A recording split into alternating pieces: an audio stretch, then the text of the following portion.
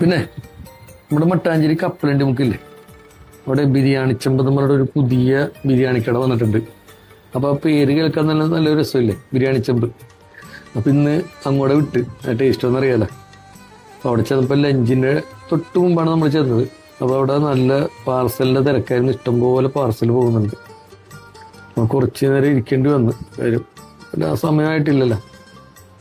അപ്പോൾ നമ്മൾ പറഞ്ഞതേ ബീഫ് ബിരിയാണി ചിക്കൻ ബിരിയാണിയാണ് പറഞ്ഞത്.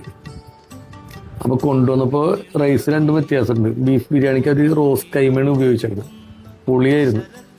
പിന്നെ ചിക്കൻ ആണെങ്കിൽ ഇന്ത്യ ഗേറ്റ് ക്ലാസിക്, അത് നല്ല വില കൂടിയ അരിയാണ്, നല്ല നീളുന്ന അരിയാണ്, നല്ല ടേസ്റ്റാണ് ആ ബിരിയാണി.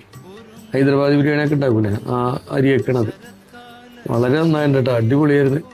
പിന്നെ ആണെങ്കിൽ ആ ഈന്തപ്പഴ അച്ചാറും സാലഡും ഒക്കെ കൂട്ടി കഴിച്ചപ്പോഴേ അത്യാവശ്യം നല്ല ക്വാണ്ടിറ്റി ഉണ്ട്, ഒരാൾക്ക് കഴിക്കുന്നതിന് കൂടുതലുണ്ട്. പിന്നെ അതുകൂടാതെ അവിടെ ചെന്നപ്പോൾ നമ്മൾ സ്പ്രൈറ്റിൻ്റെ ലിമിറ്റഡ് എഡിഷൻ ഇറക്കിയിട്ടില്ലേ, മിൻറ്റ് ലൈം, ആ സാധനം അവിടെ നിന്ന് വാങ്ങിക്കാൻ കിട്ടി. അപ്പോൾ രണ്ടെണ്ണം അതും വാങ്ങിച്ച്. അപ്പോൾ എന്തായാലും നല്ല ബിരിയാണിയാണ്, എല്ലാവർക്കും ഒന്ന് ട്രൈ ചെയ്ത് നോക്കണം. പിന്നെ അവിടെ ആണെങ്കിൽ രാവിലെ 11 മണി തൊട്ട് എല്ലാ ദിവസവും ഉണ്ടാവും, ഒരു ഉച്ചക്ക് ഇത് 2 വരെയൊക്കെ ഉണ്ടാവും എന്തായാലും. ഷിഹാബ് എന്ന് പറഞ്ഞിട്ട് പാർട്ടിയാണ് നടത്തുന്നത് ബിരിയാണി ചെമ്പ്. ഇത് സ്ഥലം എന്ന് പറഞ്ഞാലേ നമ്മുടെ കപ്പലണ്ടി മുക്ക് ബസ് സ്റ്റോപ്പില്ലേ, അതിൻ്റെ ഓപ്പോസിറ്റുള്ളൊരു വഴിയുണ്ട്, ആ വഴി കയറുന്നിടത്ത് തന്നെയാണ്. എന്തായാലും എല്ലാവരും ട്രൈ ചെയ്ത് നോക്ക്, സൂപ്പർ ബിരിയാണിയാണ്.